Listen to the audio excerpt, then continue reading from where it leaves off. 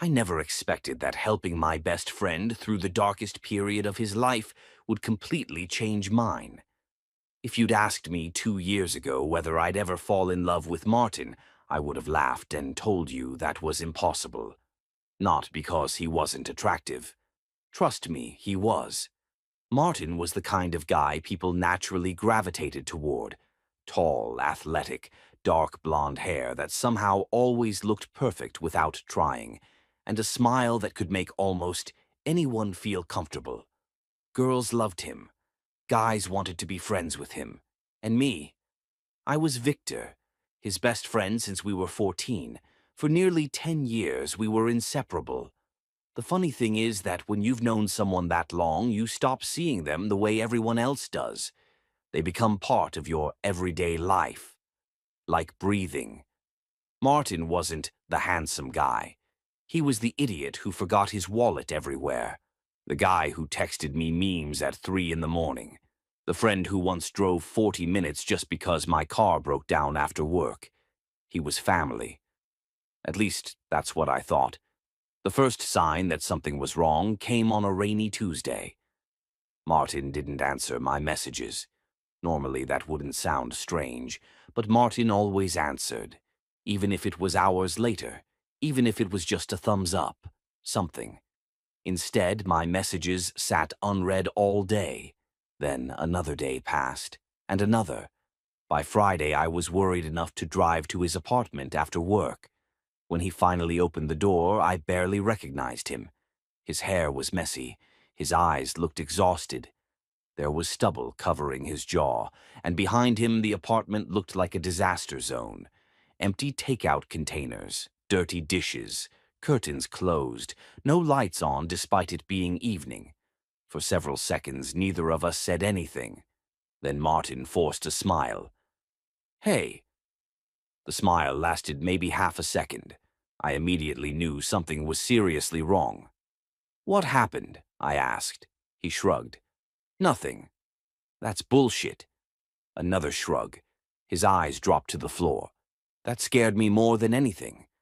Martin was confident, not arrogant, but confident.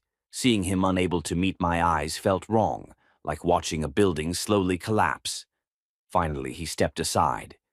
"You coming in?" I walked inside. The apartment smelled stale, like nobody had opened a window in weeks. Martin sat on the couch. I sat beside him.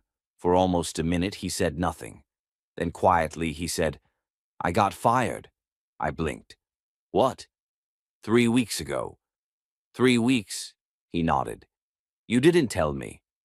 "I know." I stared at him. Martin had worked at the same company for nearly 5 years. He loved that job. Loved it. The project he'd been managing got cancelled. Management cut staff. Martin got caught in the layoffs. It wasn't his fault, but he blamed himself anyway. That's the thing nobody tells you about depression. It doesn't care about facts. It takes every fear you already have and turns the volume all the way up. For Martin, it convinced him he was a failure, that he wasn't good enough, that everyone would eventually realize he wasn't worth keeping around, including me, especially me. Over the next hour, everything came pouring out. The lost job, the mounting bills, the anxiety, the sleepless nights, the constant feeling that he was drowning. And the worst part, he'd been dealing with it completely alone. "I didn't want people to know," he admitted. "Why?" He laughed bitterly. "Because everybody expects me to have my shit together." "Nobody expects that." "They do." "No, they don't." He rubbed his eyes. "You do." That one hurt, because he genuinely believed it. I leaned forward. "Martin." He looked at me. "You've spent almost 10 years helping me through every stupid thing I've ever done." A tiny smile appeared. "There were a lot of stupid things." "Exactly." I pointed at him. "So don't sit there and act like you're suddenly alone." His expression cracked. Not dramatically. Not like in movies. Just enough. I saw tears forming. Martin quickly looked away. That scared me too, because I'd only seen him cry once before. at his grandfather's funeral. "Hey," I said quietly. He stayed silent. "You don't have to do this by yourself." For a moment, I thought he might argue. Instead, he whispered, "I'm tired, Victor." 3 simple words, but I'd never heard anyone sound so defeated. Not tired physically, tired emotionally. The kind of exhaustion that settles deep inside someone's bones. I didn't know exactly what to say, so I told him the truth. "Then let me help." The apartment was silent. Rain tapped softly against the windows. Finally, Martin nodded. Just once, and that was the beginning. At first, helping him seemed simple. I checked on him every day, made sure he ate, dragged him outside when he wanted to stay in bed, helped update his resume, sent him job listings. Sometimes we talked, sometimes we just sat together in silence. But little by little, I started spending more time at his apartment, then entire weekends, then most evenings. Because whenever I left, I worried about him. And whenever I was there, he seemed a little better. One night, about a month later, we were sitting on his balcony watching the city lights. Neither of us had spoken for several minutes. Martin was holding a cup of coffee. I was scrolling aimlessly through my phone. Then he suddenly said, "You know something." "What?" "I probably wouldn't be here without you." I looked up. "What does that mean?" He stared into the distance. For a second I thought he might avoid answering. Instead he said, "It got really bad before you showed up." My stomach tightened. "How bad?" He didn't answer immediately, and somehow that silence told me everything. A cold feeling spread through my chest. "Martin." He finally looked at me. His eyes were sad, but honest. I didn't have a plan or anything. I exhaled, but I also didn't care if I woke up anymore. The world seemed to stop. I couldn't speak, couldn't think. All I knew was that the idea of losing him felt unbearable. And for the first time in my life, that feeling scared me more than anything. After that conversation, I couldn't stop thinking about what Martin had said. I didn't care if I woke up anymore. The words followed me everywhere, at work, at home, in the middle of the night when I couldn't sleep. I'd always known depression was serious, but hearing someone you love say something like that changes everything. At least back then, I still thought what I felt was simply friendship. A very strong friendship. Nothing more. I hadn't figured out the truth yet. The next few weeks became a routine. Every morning I'd text Martin. Every evening I'd call. And if he didn't answer within a few hours, I'd show up at his apartment. Eventually, he started expecting it. One afternoon, I walked in without knocking. Martin was sitting on the couch playing a video game. The sight alone felt like progress. A month earlier, he barely had the energy to get out of bed. Now he was yelling at digital opponents. "You're cheating," I laughed. "The game literally can't cheat." "It absolutely can." "You're losing to a 12-year-old. "Shut up." For the first time in months, I saw a genuine smile, not a forced one, not something he put on for other people. A real smile, and something warm settled inside my chest. The strange thing was that helping him never felt like work. If anything, I started looking forward to seeing him. Too much, probably. Whenever my phone lit up with his name, my mood instantly improved. Whenever he canceled plans, I felt disappointed. Whenever he laughed, I caught myself smiling too. I ignored all of it. Because friends care about each other. That's what friends do, right? At least, that's what I kept telling myself. Then came the night that complicated everything. It was late October. A cold storm rolled through the city, the kind that turned streets into rivers. I was halfway home when my phone rang. "Martin," I answered immediately. "Hey." Silence. My stomach dropped. "Martin?" His voice finally came through, small, broken. "Can you come over?" I didn't even ask questions. "I'm on my way." 20 minutes later, I was at his apartment. The second he opened the door, I knew something had happened. His eyes were red. His face looked pale. He was shaking. What happened? He stepped aside. I followed him inside. For several seconds, he just stood there. Then he held up his phone, an email, another job rejection, the seventh one that month. I read it quickly before handing it back. Martin, I don't understand, his voice cracked. I did everything right. I stayed quiet. I worked hard. I know. I got experience. I know. Then why does nobody want me? Hearing that hurt, because I knew he wasn't really asking about jobs anymore. Depression had convinced him he wasn't valuable. Every rejection became proof. Every setback became confirmation. And no matter how many times I told him otherwise, he struggled to believe it. He sat heavily on the couch. I sat beside him. Neither of us spoke. Eventually, he buried his face in his hands. I feel like I'm disappearing. Something inside me broke. Without thinking, I moved closer. I wrapped an arm around his shoulders. For nearly 20 minutes, neither of us moved. The storm battered the windows. The room stayed dark except for a lamp in the corner. And somehow, sitting there with him, I realized something terrifying. The thought of losing Martin didn't hurt because he was my best friend. It hurt because I loved him.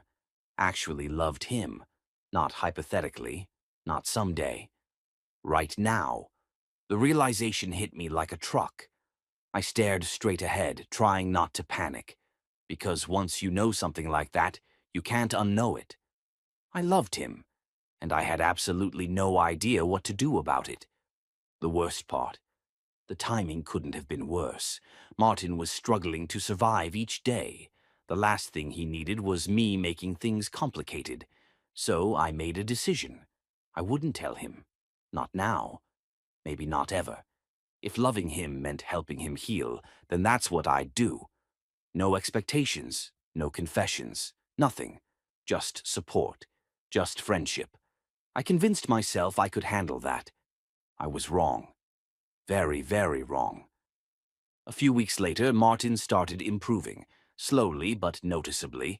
He began exercising again, started cooking instead of ordering takeout, opened the curtains, cleaned the apartment. Little victories, but victories all the same. One Saturday morning, he called me unexpectedly. You busy? No. Good. Why? Get dressed. I frowned. What? We're going hiking. I almost laughed. You hate hiking? I know. So, why are we hiking? Because my therapist said I should do things I used to enjoy. That caught my attention. Martin had finally started therapy a month earlier. Convincing him hadn't been easy, but now he actually seemed committed, which made me happier than I could explain. An hour later, we were driving toward the mountains. For the first time in forever, Martin looked alive. The old Martin. Not completely, but pieces of him. Enough to remind me who he'd always been. The trail wasn't difficult. Mostly forest. Tall trees, cold air, fallen leaves covering the ground. For nearly 2 hours we walked and talked. Nothing serious. Movies, sports, random memories, normal things. And honestly, it felt incredible. Near sunset we reached an overlook. The city stretched across the horizon. Orange light painted everything gold. Martin stood beside me quietly. Then he smiled. A real smile, the kind I'd missed for months. You know, he said softly.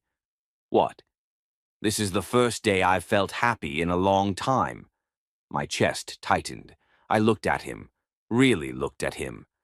The wind pushed through his hair, the sunset reflected in his eyes, and for one reckless second, I wanted to tell him everything, how much he meant to me, how terrified I'd been, how deeply I loved him. The words sat right there, ready. But I swallowed them, because I wasn't ready, and neither was he. Instead, I smiled. I'm glad you're here. Martin looked at me. Something unreadable flashed across his face, something warm, something intense. Then he nodded. Yeah, his voice was quiet. So am I, and for reasons I couldn't explain, my heart wouldn't stop racing. Winter arrived faster than either of us expected. By December, Martin had been unemployed for almost 4 months. But something had changed. Not everything. He still had bad days. Days when getting out of bed felt impossible. Days when his confidence disappeared completely. Days when he questioned whether he was making progress at all. But now those days didn't last as long. And most importantly, he wasn't facing them alone anymore. One Friday evening, I was sprawled across his couch while he cooked dinner. Or at least attempted to cook dinner. That smells dangerous, Martin looked offended. It smells amazing. It smells like a fire hazard. You're exaggerating. The smoke detector chose that exact moment to start screaming. I burst out laughing. Martin groaned. I hate you. No, you don't. He pointed a spatula at me. Get out. You invited me. Biggest mistake of my life. Despite his words, he was smiling. And seeing that smile still affected me more than it should have. The problem was that my feelings weren't getting weaker. They were getting worse. The more time we spent together, the harder it became to ignore them. Every late-night conversation. Everything made me fall a little deeper. And I hated it, because I couldn't do anything about it. So I kept pretending. Pretending that my heart didn't speed up whenever he texted me. Pretending that I didn't think about him constantly. Pretending that I wasn't completely, hopelessly in love with my best friend. A few days before Christmas, Martin surprised me. I was helping him put together a new desk he'd bought online. Half the pieces were missing. The instructions looked like they had been translated through 6 different languages. We'd been arguing with it for nearly an hour. Then Martin suddenly said, I got an interview. I froze. What? His smile immediately returned. I got an interview. I practically tackled him. No way. Victor. I wrapped him in a hug anyway. He laughed. Actually laughed. The sound filled the apartment. For a few seconds, neither of us moved, and once again I became painfully aware of how natural it felt holding him. Too natural. Then he hugged me back. Tight. Firm. Longer than necessary. My heart nearly exploded. When we finally pulled apart, neither of us immediately looked away. Something strange passed between us. A moment. A feeling. Then it disappeared. And the spell broke. The interview was the following week. Martin was nervous. Terrified, actually. He called me the night before. What if I screw it up? You won't. What if I do? You won't. What if... Martin. Yeah? Go to sleep. I can't. I laughed. You're impossible. I know. There was a pause. Then his voice softened. Thanks for staying on the phone. That simple sentence hit harder than it should have. Of course. Another pause. Neither of us hung up. Neither of us seemed to want to. Eventually, he said quietly, I don't know what I'd do without you. My chest tightened, dangerously, because there was so much I wanted to say. Instead, I swallowed it all. You're stuck with me. Martin laughed softly. Good. The interview went well. Then another one followed. Then another. By January, Martin had multiple opportunities. Watching his confidence slowly return felt incredible, like watching sunlight break through clouds after a long storm. And maybe that's why what happened next caught me completely off guard. It was a Saturday night. Martin invited me to a small gathering at a friend's apartment. Nothing fancy, just food, drinks, and conversation. Normally, I would have gone without thinking. But lately, I'd been avoiding situations where I had to watch Martin flirt with people. Self-preservation. Unfortunately, he refused to let me say no. So there I was, standing in a crowded apartment, holding a drink, pretending not to stare at him. Everything was fine until she arrived. Her name was Sophie, and she was beautiful, the kind of beautiful that made people turn around when she entered a room. Within minutes, she and Martin were talking, then laughing, then sitting together. And for some reason I couldn't explain, every second felt like torture. I hated myself for it. Martin wasn't mine. He never had been. He could date whoever he wanted. But logic didn't make the jealousy hurt less. After an hour, I finally escaped to the balcony. The cold air helped. A little. I stared out at the city lights, trying to get my head together, trying to remember that none of this was about me. The balcony door slid open. I already knew who it was. Martin stepped outside. "You disappeared." I shrugged. "Needed air." His eyes narrowed. "You okay?" "Yep." "You're a terrible liar." I laughed despite myself. Martin leaned against the railing beside me. For a while, neither of us spoke. Then he said, "You don't like Sophie." I nearly choked. "What? You don't like her?" "I barely know her." "Victor." I looked away. Martin studied me carefully. Then, unexpectedly, he smiled. Not a mocking smile, not amused. Something softer, something almost affectionate. "You're jealous." My heart stopped. Absolutely stopped. I stared at him, unable to breathe, unable to think. Martin looked equally surprised by his own words. The smile slowly faded. The air between us suddenly felt different, charged. Neither of us moved, neither of us spoke. For one impossible second, it felt like the entire world had gone silent. Then someone inside called Martin's name. The moment shattered instantly. He blinked, looked away, and stepped back toward the door. Forget I said that. Before I could answer, he disappeared inside, leaving me alone, with my pulse racing, and one terrifying question echoing through my head. Why had he sounded so disappointed when he thought I might be jealous of someone else? I didn't sleep much after that party. Actually, that's not true. I didn't sleep at all. Every time I closed my eyes, I kept replaying the moment on the balcony. "You're jealous." It wasn't what Martin said. It was how he said it. The look on his face afterward. The surprise. The hesitation. The strange tension that had appeared between us for those few seconds. I told myself I was imagining things, because the alternative was dangerous. The alternative was hope, and hope could destroy a friendship just as easily as it could save one. So I buried the thought. Or at least I tried to. A week later, Martin got the call. I was at work when my phone exploded with messages. "Martin, call me." "Martin, right now." "Martin, Victor." My heart immediately dropped. I thought something terrible had happened. I called him instantly. "Martin." Silence. Then, "I got it." I blinked. "What?" "I got the job." I nearly yelled loud enough for the entire office to hear. "No way." "Yes way." People were staring at me. I didn't care. Martin sounded happier than he had in months, maybe longer. For several seconds we were both laughing like idiots.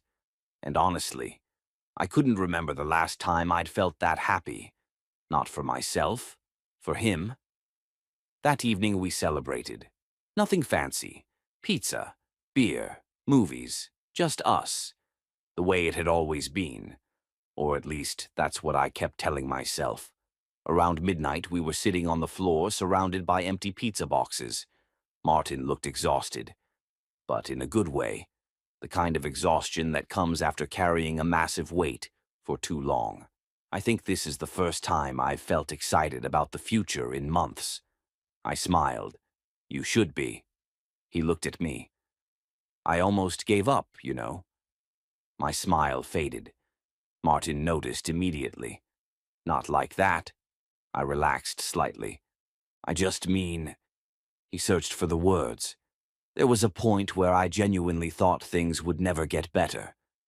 I stayed quiet. "You never stopped believing they would." His voice was soft now. almost vulnerable. I looked down at my beer. I wasn't always confident. Really? No. Martin laughed. You hid it well. The truth was that there had been plenty of nights where I was terrified. Terrified I'd lose him. Terrified I wasn't helping enough. Terrified I'd say something stupid and push him away. But I never told him that. Instead, I shrugged. Somebody had to believe in you. Martin stared at me. Longer than normal. Then he quietly said, "Thank you." 3 simple words, but something about the way he said them made my chest ache, because it sounded like he meant much more than that. The following month was the best he'd had in nearly a year. The new job was going well, therapy was helping, his energy was coming back, and slowly the old Martin started reappearing, confident, funny, outgoing, the guy I'd known forever. I should have been happy. Instead, I found myself increasingly terrified because as he got better, he needed me less, and that realization hurt more than I expected. One Friday evening, he canceled our usual dinner plans. Not unusual, people have lives, but for some reason it bothered me. Then he canceled again the following week. Then again. Each time for perfectly reasonable reasons. Work, friends, family. Normal stuff. But every cancellation left me feeling strangely disappointed. Eventually, I had to admit something uncomfortable. I wasn't adjusting well. For months, my life had revolved around making sure Martin was okay. Now he was okay, and I didn't know where that left me. The realization hit hardest one rainy Thursday night. I was sitting alone in my apartment when my phone buzzed. A picture from Martin. He was at some bar with co-workers, laughing, smiling, looking genuinely happy. The photo should have made me happy. Instead, my chest hurt, because for the first time in months, he didn't need me there, and that terrified me. I hated myself for feeling that way. His recovery wasn't supposed to be about me. I wanted him healthy, wanted him happy. So why did I suddenly feel so lost?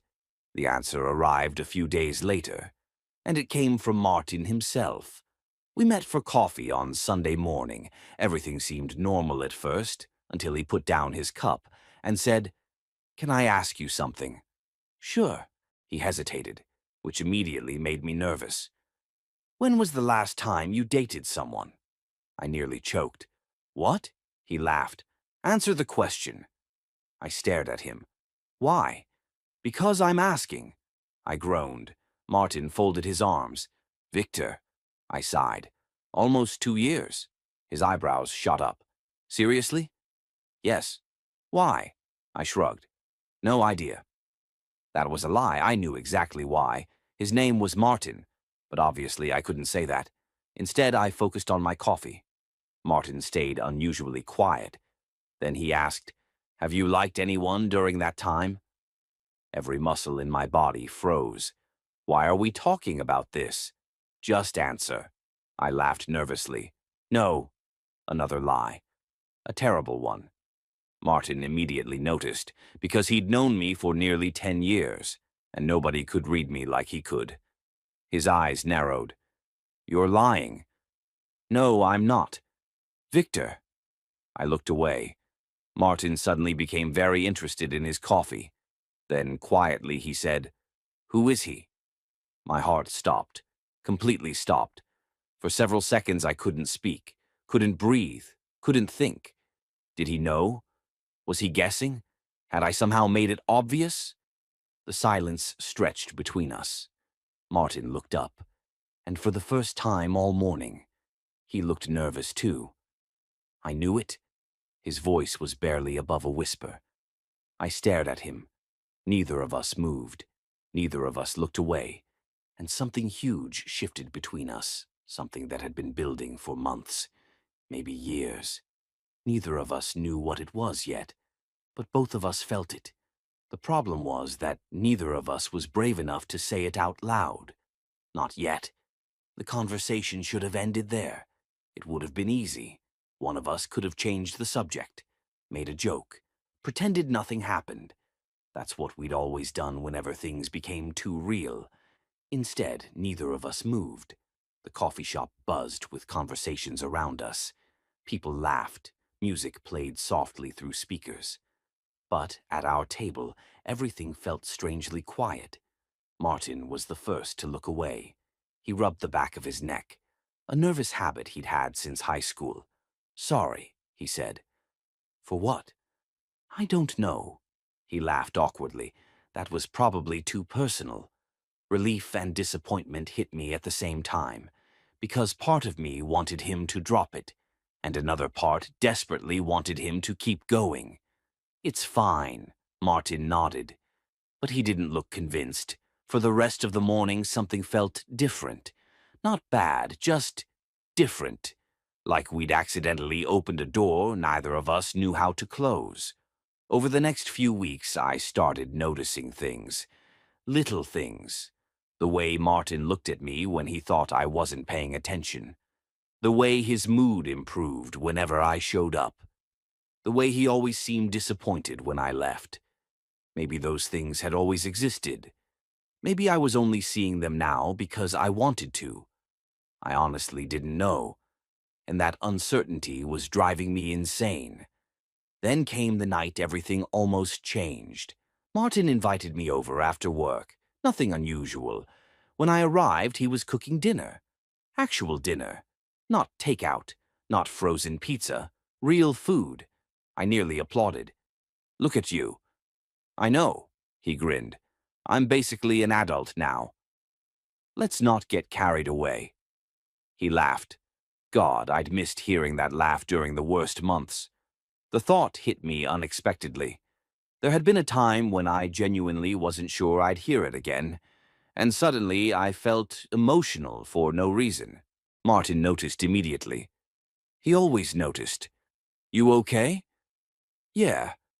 "Victor," I sighed. "It's nothing." He set down the knife he was holding. "It isn't nothing." I looked away. For a moment I considered lying. Then I decided not to. "I was just thinking about last year." His expression softened immediately. "Oh."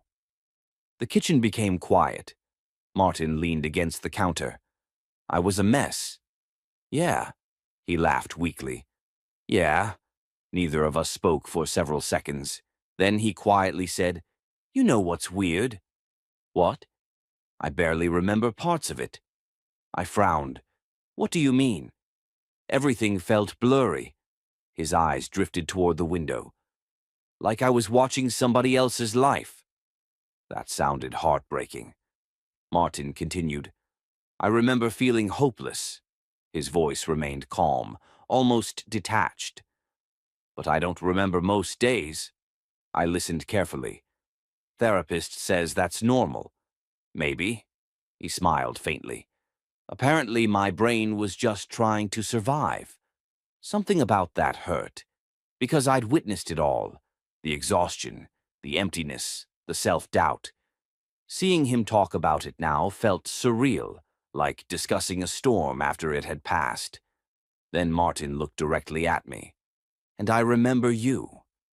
My chest tightened. "What?" He smiled. "I remember you." His voice was steady. "Every day." I couldn't speak. "I remember you showing up when I stopped answering calls." He laughed softly. "I remember you forcing me outside. You needed sunlight. I hated you." "No, you didn't." "No." His smile grew. "I didn't." The room suddenly felt smaller, warmer, dangerously intimate. Martin took a breath. "Honestly," his voice became quieter, "I think you're the reason I'm still here." My heart physically hurt. "Don't." "It's true. Martin." "It is." His eyes never left mine. For a moment, neither of us moved. Then his phone rang. The spell shattered instantly. He glanced down. "Work." With an apologetic expression, he answered. And just like that, the moment was gone. But the feeling remained. All night, all week, maybe forever. A few days later, something happened that forced me to confront reality. Martin started dating. Not officially, not seriously. But there was someone. A woman from work named Claire. I found out during lunch. The second he mentioned her name, I felt my stomach drop. I hated that reaction. Absolutely hated it. Because Martin deserved happiness. He deserved normal relationships. A future. Everything depression had tried to convince him he couldn't have. So why did hearing about Claire feel like getting punched? The answer was obvious. Because I loved him, and no amount of pretending could change that. The following month was brutal. Martin and Claire spent more time together.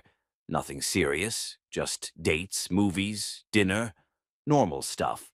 Every time he mentioned her, I smiled. I encouraged him. I acted supportive. And every single time, it hurt. Eventually, I started pulling away. Not intentionally. I just needed space, distance, something. Because being around him was becoming impossible. Martin noticed immediately. Of course he did. One evening, he showed up at my apartment without warning. The second I opened the door, he frowned. There you are. I blinked. Hi? Don't hi me. What? Martin folded his arms. You've been avoiding me. No, I haven't. Victor. I sighed. Maybe a little. His expression immediately changed. The frustration disappeared. Now he looked worried. Why? I looked away. Because I couldn't tell him the truth. I couldn't say. Because every time you talk about Claire, it feels like my heart is breaking. So instead, I shrugged. Just busy. Martin stared at me, clearly unconvinced. Then he stepped inside and closed the door behind him. The apartment suddenly felt very small. That's not it. Martin, talk to me. His voice was gentle now, concerned. The same voice I'd heard countless times when he was worried about me. And somehow that made everything worse, because even now, he cared. I took a shaky breath. You're doing better. He frowned. What? You're happy again. His confusion deepened. Isn't that a good thing? Of course it is. Then what's wrong? I laughed bitterly. I don't know. That part was true. I didn't know how to explain that I'd spent months being terrified of losing him. Only to discover I was terrified of losing my place in his life, too. Martin was quiet for a long moment. Then he asked something that completely caught me off guard. Do you think I don't need you anymore? My head snapped up. He looked genuinely hurt, and suddenly I realized something. This conversation wasn't only affecting me. Martin had been struggling too. The question hung between us, and for the first time, I saw fear in his eyes. The same fear I'd been carrying for months. For a few seconds, neither of us spoke. Martin's question hung in the air. Do you think I don't need you anymore? I stared at him, completely caught off guard, because that wasn't what I expected him to say. Not even close. I expected annoyance. Maybe frustration. I didn't expect hurt. Real hurt. And suddenly I felt awful. Because while I'd been trapped inside my own feelings, I hadn't considered what this looked like from his side. To Martin, I'd simply started disappearing, pulling away, canceling plans, answering texts hours later, creating distance without explanation. No wonder he was upset. No, I finally said. His shoulders relaxed slightly, but not completely. Then what is it? I opened my mouth. Nothing came out, because I was standing on the edge of a cliff, and I could feel it. One wrong sentence and everything could change, maybe forever. I don't know how to explain it. Martin laughed quietly. Try. I looked down, then back at him, then away again. Coward. That's what I was. A complete coward. Because after everything we'd survived together, I still couldn't tell him the truth. The silence stretched. Eventually, Martin sighed. Okay. I looked up. His expression had softened. "You don't have to tell me if you're not ready." Relief flooded through me, followed immediately by guilt, because he was giving me an escape, again, just like he'd done 100 times before.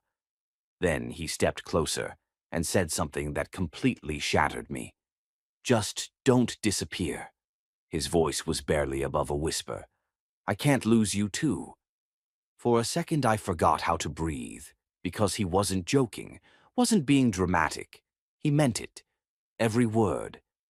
Martin looked away, embarrassed by his own honesty. "I know that sounds pathetic." "It doesn't." He laughed weakly. "A little." "No." My voice came out stronger than I expected. "It doesn't." Martin looked at me again, and suddenly there it was, that feeling, that tension, the same thing we'd been dancing around for months, maybe longer. Neither of us moved. The distance between us felt impossibly small. Then my phone rang. The timing was so unbelievably awful that I almost laughed. The moment shattered instantly. I stepped back. Martin looked away, and whatever had almost happened disappeared, at least for now. 2 weeks later, Martin broke things off with Claire. Not because of me, at least not as far as I knew. They simply weren't compatible. Wrong timing, different priorities, the usual reasons. Still, when he told me, I hated how relieved I felt. I tried not to show it. Apparently, I failed, because Martin immediately narrowed his eyes. "You're smiling." "No, I'm not." "You absolutely are." I looked away. Martin started laughing. "Oh my God." "What? You hated her?" "I did not." "You totally did." "I barely knew her." Martin pointed at me. "Victor." I couldn't stop smiling anymore. Eventually, I laughed too. And for the first time in months, everything felt easy again. Natural, comfortable, like we'd found our way back to each other. Then spring arrived, and with it came the moment that changed everything. It happened on a Saturday. Martin invited me to a barbecue at his parents' house. Nothing unusual. I'd known his family forever. His mother practically considered me another son. So I showed up expecting a normal afternoon. Instead, I walked directly into a disaster. Not a dramatic one. A family disaster. The worst kind. Martin's uncle had apparently spent the entire day asking why he wasn't dating anyone. Again. Then asking when he planned to get married. Again. Then asking when he'd finally settle down. Again. By sunset, Martin looked exhausted. I found him alone on the back porch, staring into the yard. "You okay?" he groaned. "Define okay." I sat beside him. "Tough day." "Tough family." I laughed. "Fair." For several minutes we sat in comfortable silence. The sounds of conversation drifted through the open windows. Children played somewhere in the distance. The sun slowly disappeared beyond the trees. Then Martin spoke. "You know what's funny?" "What?"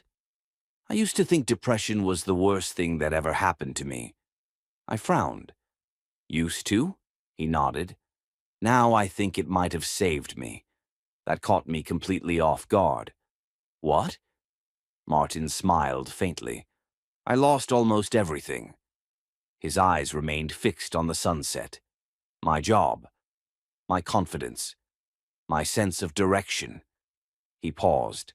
But it also forced me to figure out what actually matters. Something about his voice made my pulse quicken. Martin turned toward me, and for some reason I couldn't look away. "What matters?" I asked. His gaze held mine.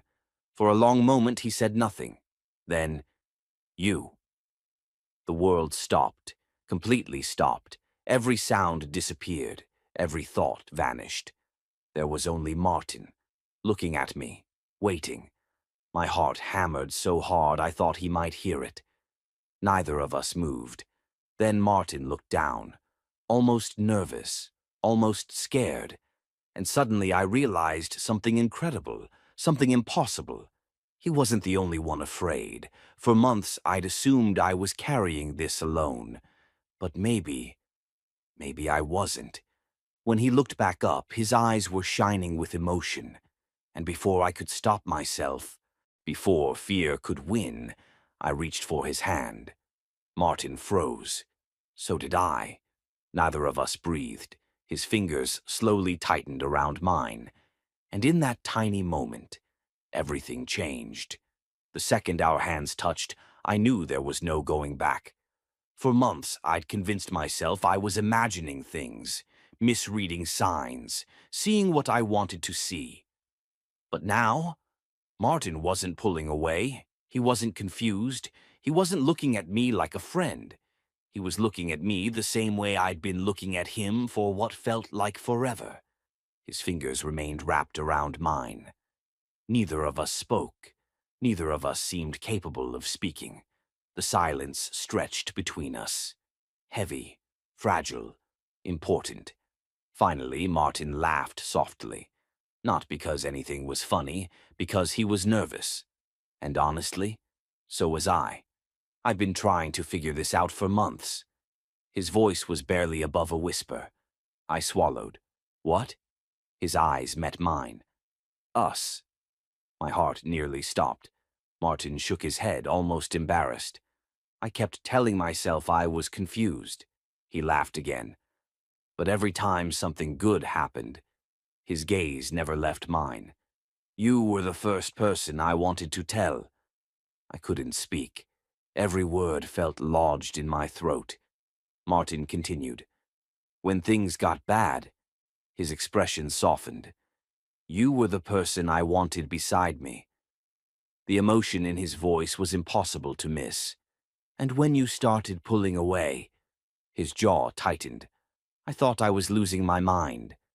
My chest physically hurt because I'd felt exactly the same every single day. I wasn't pulling away because I stopped caring. My voice came out rough. Martin smiled sadly. I know that now. A breeze passed through the yard. The sky had turned deep orange. The barbecue sounds drifted from inside the house, but none of it felt real anymore. Only this moment. Only him. I was scared. The confession slipped out before I could stop it. Martin's eyes softened immediately. Of what? I laughed nervously. Everything. That earned a smile. I get that. I took a breath. Then another. The truth had been trapped inside me for so long that saying it felt impossible. But I couldn't keep running anymore. Not from him. Not from myself. Martin. Yeah? My heart hammered.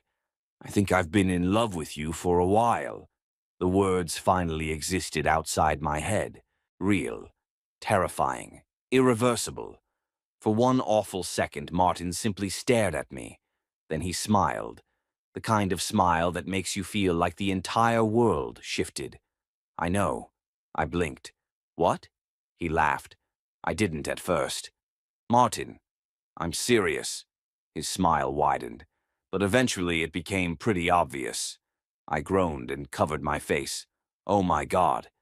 Victor, this is humiliating. Martin laughed harder. No, it's adorable. Stop. Never. For the first time in years, everything felt light, easy, like a weight I'd been carrying had suddenly disappeared. Then Martin's laughter faded. His expression became serious again, and something nervous flickered across his face. Can I tell you something? Anything. He looked down briefly, then back at me. I think I fell in love with you when things were at their worst. The words hit me like a freight train. Martin took a slow breath. Not immediately. His eyes drifted toward the yard. I don't even know when it happened. He shook his head. I just remember realizing that every time I felt completely hopeless, his voice softened. You were there. My eyes burned, dangerously. I remember sitting alone in that apartment. He smiled sadly, thinking everybody would eventually leave. The old pain was still visible beneath the surface, not gone, just healed. And then you'd show up. I couldn't look away. You never stopped showing up. Neither of us spoke for several seconds. Then Martin laughed quietly. "You know what's ridiculous?" "What?" "I spent months thinking I was imagining this." I immediately laughed. "No way." "I did. I literally thought the same thing." Martin stared at me, then burst out laughing. Soon I was laughing too. The absurdity of it all finally hit us. Months of confusion, months of tension, months of pretending. All because neither of us had been brave enough to say what we felt. Eventually, the laughter faded. The silence returned. But this time it felt different. Comfortable. Warm. Martin looked at me. Really looked at me. And I knew, absolutely knew, what was about to happen. His eyes searched mine, almost asking permission. I didn't move away. Neither did he. Slowly, carefully, he leaned closer. My heart felt like it might explode. Years of friendship, months of uncertainty, countless moments that brought us here, all leading to this. Then his forehead rested gently against mine, and we both smiled. Not because we were nervous anymore, but because we finally weren't. For the first time in a very long time, everything felt right. Neither of us moved for several seconds. Martin's forehead rested against mine. The world felt strangely quiet, like everything outside that porch had disappeared. No pressure, no confusion, no uncertainty. Just relief. A huge, overwhelming relief. Because after months of questioning everything, neither of us had to wonder anymore. Martin smiled first, a small smile, the kind he only showed when he was genuinely happy. "You have no idea how badly I wanted to do that." I laughed. "You should have said something." He immediately pointed at me. "Absolutely not." "What? You don't get to say that?" I couldn't help smiling. Martin shook his head. "Victor, I spent months trying to figure out whether you were just being a good friend." "I was." "Exactly." He laughed. "That's the problem." The truth was that he wasn't wrong. Everything I'd done for him came from a place of love, but it also came from friendship. The lines had blurred so completely that even I hadn't recognized it at first. Martin sat back in his chair. For the first time all evening, he looked completely relaxed, lighter, the same way he had looked after finally getting help, like another weight had been lifted. I was terrified. The confession surprised me. Martin usually wasn't the first person to admit fear. "I know." "No, seriously." He laughed nervously. "I thought if I was wrong, I'd ruin everything." I understood that feeling. Better than anyone. Because I'd spent months thinking exactly the same thing. The friendship meant too much. The risk felt too big. But sitting there now, looking at him, I couldn't imagine how close we'd come to missing this. How close we'd come to spending years pretending. Eventually, someone opened the back door. Martin's mother. She stopped immediately, looked at both of us, then smiled. A very knowing smile. "Oh," Martin groaned instantly. "Mom." "What?" She looked completely innocent, which made it worse. "I see." "Mom," she laughed. "I'm going back inside." Then she disappeared before either of us could respond. I buried my face in my hands. Martin looked equally horrified. For about 3 seconds. Then we both started laughing. Hard. The kind of laughter that comes after months of tension finally break. The rest of the evening passed in a blur. Neither of us told anyone anything directly, but somehow everyone seemed to figure it out anyway. Families are terrifying like that, especially mothers. The following months were surprisingly easy, not because relationships are easy. They're not. But because Martin was still Martin, and I was still me. The foundation had already existed for years. The trust, the friendship, the understanding. Those things didn't need to be built. They were already there. Of course, there were adjustments. The first time we went on an actual date felt ridiculous. We spent half the evening laughing because it felt exactly like every other time we'd hung out. Except now both of us were painfully aware that it was technically a date. At one point, Martin looked across the table and said, "This is weird. Very weird. We've literally done this hundreds of times." "I know. So why does it feel different?" I smiled. "Because you're overthinking." Probably. He was absolutely overthinking. But so was I. The difference was that now we could laugh about it together. A year later, life looked completely different. Martin had been at his new job for almost 12 months. Therapy remained part of his routine. Not because he was struggling. Because it helped. Because healing wasn't something that simply ended one day. It was something you continued choosing. And honestly, I was proud of him. Not because he had beaten depression. Life doesn't work like that. I was proud because he'd fought for himself, even when it felt impossible, even when he believed things would never improve. He kept going. That took courage, far more courage than most people ever realized. One evening, we were sitting on the balcony of our apartment. Yes, our apartment. That still made me smile. The city lights stretched below us, the same way they had during countless conversations over the years. Martin rested his head against my shoulder, comfortable, content, happy. For a while, neither of us spoke. Then he suddenly said, "Do you ever think about how close we came to missing this?" I knew exactly what he meant. "Sometimes," he nodded. "I do too." The night air was cool. The city hummed quietly below. Martin intertwined his fingers with mine. A simple gesture, but one I'd never take for granted. Not after everything. Not after watching him fight his way through darkness. Not after nearly losing him. "I love you." The words came easily now. Natural. True. Martin smiled, the same smile that had once seemed impossible during those difficult months. "I love you too, Victor." And as I sat there beside him, looking out over the city we'd both spent years trying to navigate, I realized something. Falling in love with Martin wasn't the most important part of the story. Helping him wasn't either. The most important part was that he stayed, that he asked for help, that he kept going when depression told him not to.